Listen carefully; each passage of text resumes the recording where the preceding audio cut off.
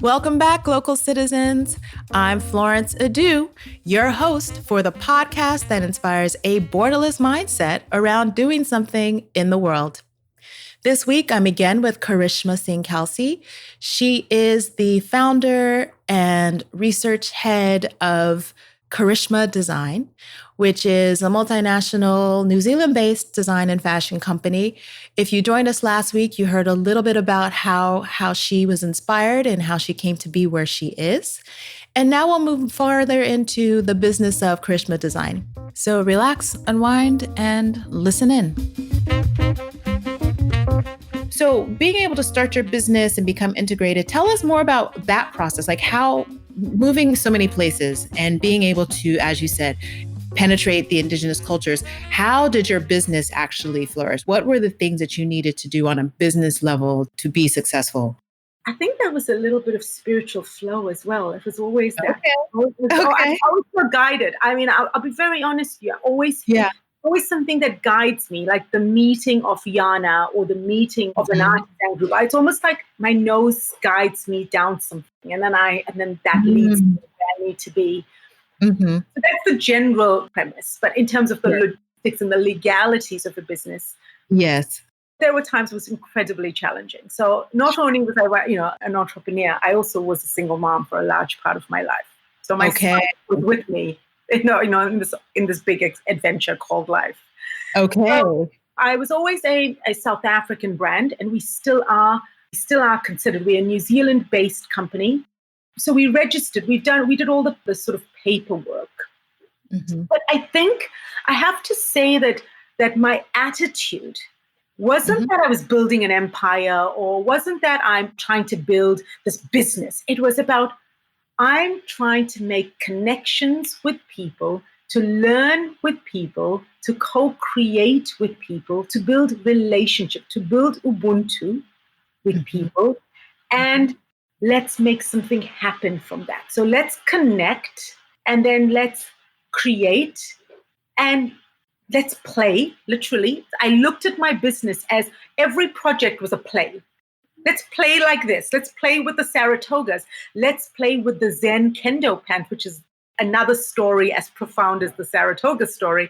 So let's play. So let's connect. In Berlin, my Kendo teacher connected with me. And when I went to Okinawa, I got to meet the real Kendo master. And wow. And, I went to a class, and he bestowed the name, which is the Chinese chop of Karishma Design, which says free spirit. It was bestowed upon us. So we've got stories like that then in that play, in that desire to learn, desire to co-create something from, in terms of a product. But it wasn't about the product. I will be very honest with you that it is only until very recently that I ever considered myself a business entrepreneur. Okay. I consider myself a social advocate of indigenous knowledge, like a person who brings together the knowledge and who spreads it to the world through these interwoven stories that we tell through cloth. And so how that operates as a business, because of part of the business model of Karishma Design was to develop and empower women in different communities. So I would go, example, in Taiwan, which was the first community. Again, led by my nose or by intuition, I would meet somebody who would know somebody who would know somebody else who would lead me to these women. And that's a student that I was teaching led me to her aunt, who was the group of women who led me then to this group of women who needed my help. And they didn't know. All they knew was that, Karishma has a company and she's got these beautiful designs and she needs sewers and pattern makers and artisanal level seamstresses. And she wants to co-create with them. That's all they knew. And they came to me and said, look, we would love to help. And actually, we love to know more about what you do. And so it was almost like I was constantly being guided, guided by something bigger than me. And so these women then shared their stories with me. And during this time in Taiwan, I was also a fashion writer. So people kind of knew who I was. And so They shared their stories with me. They shared their vulnerability with me. Mhm. And I was like, well, okay, I'm going to help you. And it was one woman, actually. And this is how I'm going to help you. You are in a situation where you are a wife of a very wealthy family, but you have no rights. This is how I'm going to empower you. So it was really my personal story as a single mom who left an abusive relationship that made that connection. And that connection led to the first group in Taiwan of 5 women. Okay. And so we built, and so I then built the business aspect. So I showed them. The idea is that every group of people has a unique business model based on what their needs were. So that's how I actually, if I look at every country from all the 6 countries, every country has its own story. Taiwan, they didn't need my financial capacity to set up the shop, to set up the manufacturing. They needed the confidence, they needed the emotional opportunity, they needed the women's support, they needed to feel worthy, they needed to know that they were enough. Okay. They needed to have a sense of pride. These women were, 3 women were on Ritalin for 5 years at that point. One lady had never been out of bed and seen the sunshine for 2 years because she was so depressed. So, and the reason they were depressed wasn't because they didn't have money or they didn't have food. It wasn't the story of Africa.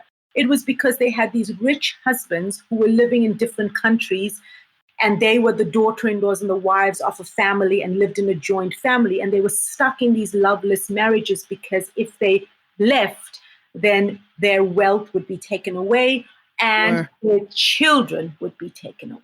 Right. So that's the reason when the children saw the power force of Karishma Kelsey, they were like, well, you've got to meet my mom. Please, you've got to help. You've got to meet my mom. Wow. And so that was the story. So each country is its own story. Okay. Got it. So from Taiwan, we put the first range up in 2003 on the 8th of December called the Soul Range. So because it was from the soul. Everything came from the soul. The Chinese chop, which is our name, means to be a free spirit. It means the soul. And that was bestowed upon us by our Chinese calligraphy teacher. Okay. The switch of the K was bestowed upon us by the kendo teacher from Okinawa. And bringing together of the brand came together from him saying, my goodness, this is quite miraculous what you're doing with this kendo pant, Karishma.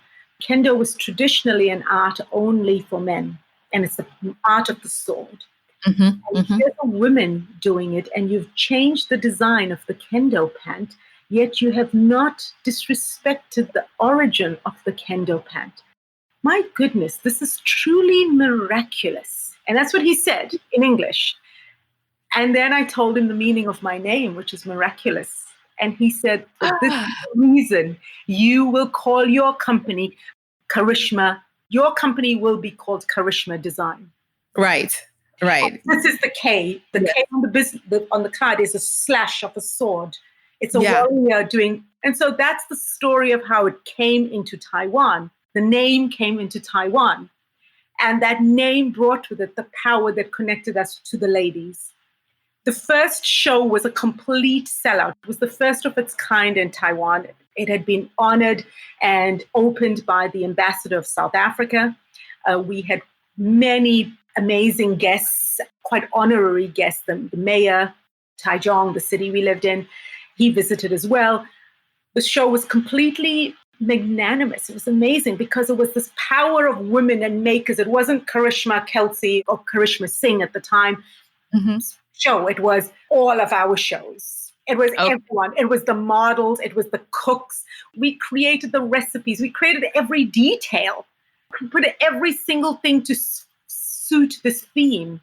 And we just got, and the women were so empowered. The wearers, we sold the show, we sold the whole collection. Oh, wow. Except the orange Saratoga, which lives with your yellow Saratoga. And the only reason we didn't sell the orange Saratoga is because that is my grandmother's sari given to my mother. Oh, that was given to me, and I wanted to keep it for always. Sure. And the rest of the collection was gone on the night. And here, that success. And Wow. that's step one. And that success took us to Thailand, which Okay. again, following our nose, you meet the right person. It was the principal of my school who said, look, I have this really lovely friend who does beautiful clothes. He's a tailor. He's a guy. I know you don't like working with guys, but hey, do you want to meet him? And so I met him, who actually led me to the real person who I worked with, Sam, who is actually in October going to be 76 years old. Wow. And at that time, again, with the recession, with things getting really difficult, they were struggling. And so their story was different. Their story was that there's a fully set up space. There's this incredibly wise pattern maker and crafter who had worked for the Queen of Thailand back in the day. And he has this workshop of 8 women, but they don't have enough work. Okay. Got it. So we went into that space and said, all right, because our Taiwan girls can't cope, so we're going to go into that space and you start working with us. But I don't own these spaces. I build them based on what the needs are. Right. I equip them, I empower them, I set the processes, I set the operations, and they use my work as marketing for more work. Because my intention is economic restoration. Right. And I feel that if I walk in as a privileged white person from the outside, even though I'm not a white person, but I'm considered in Asia as an outsider. Sure. Yeah. But we perpetuating that cycle of people from the West have it better than other people. And so therefore we need to aspire to be like them. And in doing that, lose our heritage and lose our traditions and create this homogenous, crazy capitalistic society. So my business model was purely to set up workshops owned by the people, for the people, and we will be a customer. Exactly, right. But the kind of customer we would be was very unusual to business practice and to business strategic management styles. It was more, I literally set up the whole business system from how people would get paid, when we will work, how we will work. And traditionally in fashion, you got paid per garment, per unit you made. Right. Not how we worked. We worked where you owned the garment, you co-created it.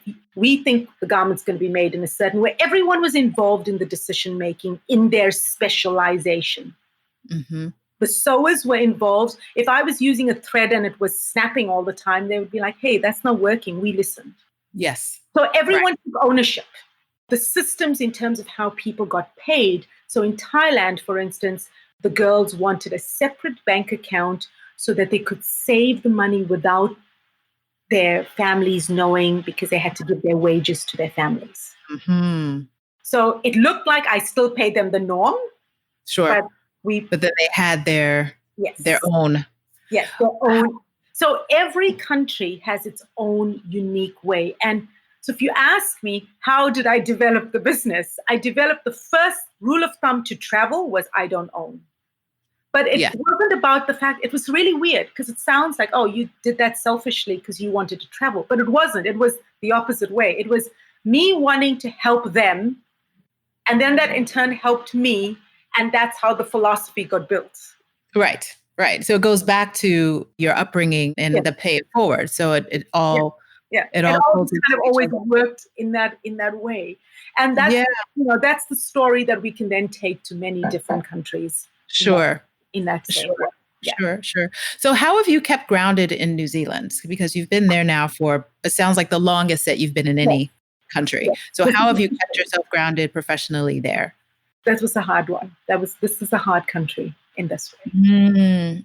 This was because this country, I mean, the beauty of how I worked until I came to New Zealand was my connection, my physicality, being with the people. I mean, I was in Thailand once every 4 or 5 weeks. Yes. So it was the connections with the people and the friendships with the people and the relationship building with the people and the fact that the girls trusted me and they knew me and I was a sister, you know? And so when I moved to New Zealand, I had to figure out a whole new way of working because it was difficult. I couldn't actually work with the South African girls that we developed a co-op in South Africa as well in 2008. So I couldn't work quite with them because they weren't ready to be online.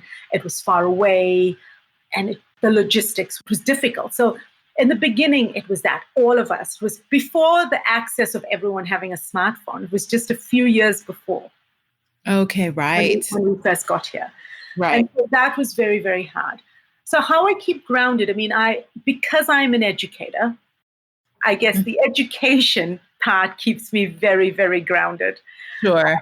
I started to work for the Tertiary University of Technology in New Zealand called Whitireia, and as a lecturer of business, of applied business and entrepreneurship. And so that's one of the things that kind of brought me back, because when we moved to New Zealand, I knew that I was not going to be able to very easily connect with all of these people, not because I didn't want to, not because the different co-ops were feeling that they had still wanted me to be present more often. Okay. At that time.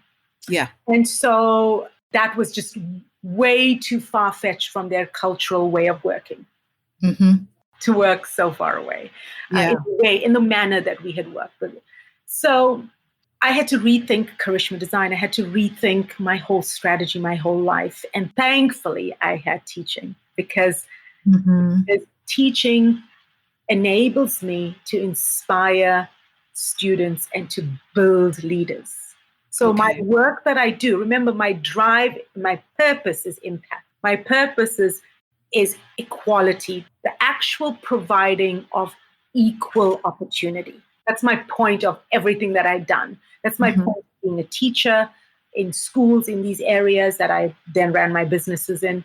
And coming to New Zealand, the fact that I could be a teacher or a lecturer, university professor, working with students. And I worked largely with multicultural students in New Zealand. So that's beauty. That was the highlight. That was the best thing, because I went to school every day and I felt like I was in Asia, or I felt like I was in the Pacific. That helped keep me that grounded. And then the other thing that I guess helped me in New Zealand, whilst production and everything else needed to be rethought of, the ease of doing business in New Zealand, the trust in the systems in New Zealand. Yeah. So that's a legal aspect, was completely easy. And one day I opened a business and opened a bank account and nobody asked me anything. I was, so that was the easy. The hard part, and the part that I struggled with, was the fact that I felt so far away from all of the people that I needed to be with. And I felt needed me. But I would phone them and I would talk to them and they were like, look, you've got to do the things you've got to do. And there was this weird faith, because this is a part of the world that relies on faith. The parts of the world I worked in relied on faith. And they would say to me, look, Karishma, don't worry about it. We don't need to make clothes right now. Don't worry about it. It's okay. We don't need to do that. Kesh needs, so my son Keshav, he needs to graduate from uni. He needs to finish school. And you're still doing dharma. You're still doing good. You're still doing dharmic. Your work is still dharmic because you're going to school every day and you're teaching. So we okay right now. So that was what helped ground me, was the faith that now I just needed to do this and the next step will come. And surely it will.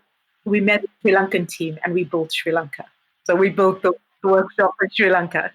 Okay. And that was again through a student who looked at all the work that I'd done and looked at the profile of his international marketing and digital business lecturer and went, you're pretty awesome. Do you know, I'm from Sri Lanka and I worked in this industry. And actually, would you be interested in doing some work in a community that I may know some people? Because there's a lot of these problems and they were explaining to me in their assignments, their problems. Again, connection. My key thing is I may be your teacher, but that's because I know something more than you in this point. So you share with me. So my way is about creating a sense of belonging and having that natural need to connect with people on an authentic spiritual level, which then leads me to the projects I need to do. Got it. So this is a great transition into my next question, which is our mindset hack question or segment. So I like to ask, what is your favorite or an innovative mindset hack? So this is something that you can imagine or something that you actually practice or something that you know of. Well, I meditate. Okay. Yeah. High five on that. That's what I do. I definitely. And I do yoga. Yes. And I get on the mat and I write. I do a stream of consciousness writing from the thing that saved me in my 20s from an abusive marriage was The Artist's Way in the year 2000. And I had the grand privilege of doing The Artist's Way in 1999 in Cape Town. And it forever changed my life. Okay. And that's a book. It's a book. It's a series. Yes. It's a workshop. And the creator is Julia Cameron. She's now an incredibly old lady who's gorgeous. She's gorgeous.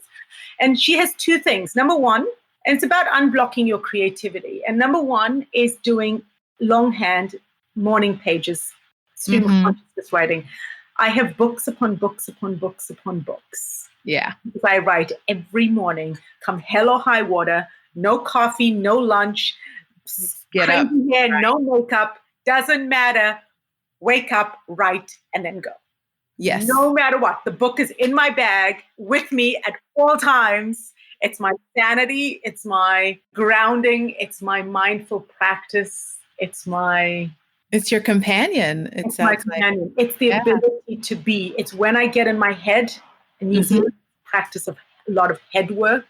It's so difficult. It was the most difficult part of our journey. The writing helps me through everything, and the meditating.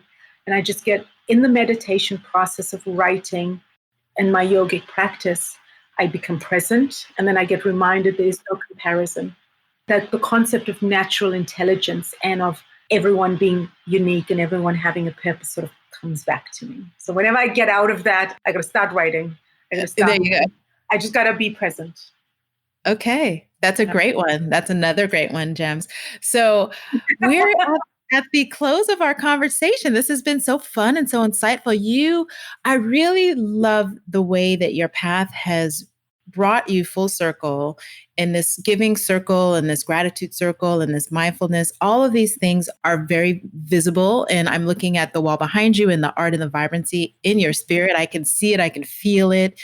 So do you have any closing words for now for our listeners? Well, I guess my closing sentiment, when I was growing up, I had this silly, kind of phrase that I used to say that anything can be everything and everything can be anything. Like it went both ways. Anything is everything. Yes. And I guess all the governing systems that we really have been able to see the nastiness of in this pandemic were systems made by man.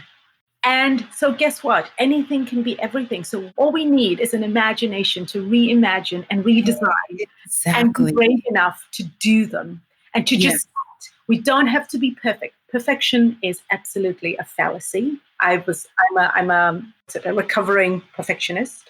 Okay. I'm a recovering perfectionist. And I can say that it's a fallacy. And it's what blocks us. It's what keeps us separated. Comparison is also not necessary because we are each unique divine humans. Exactly. I am doing this through fashion. You may be doing it through making these podcasts. Somebody else listening on this may be a teacher, and somebody else may be making food bags. Right. Whatever is your journey, if it is your authentic truth, just follow that authentic truth. All you need is one step and the next step, and we'll unfold. Yes. And that's how we can change the systems at play right now. That's how we can regenerate by being our best, most authentic selves. So consistently.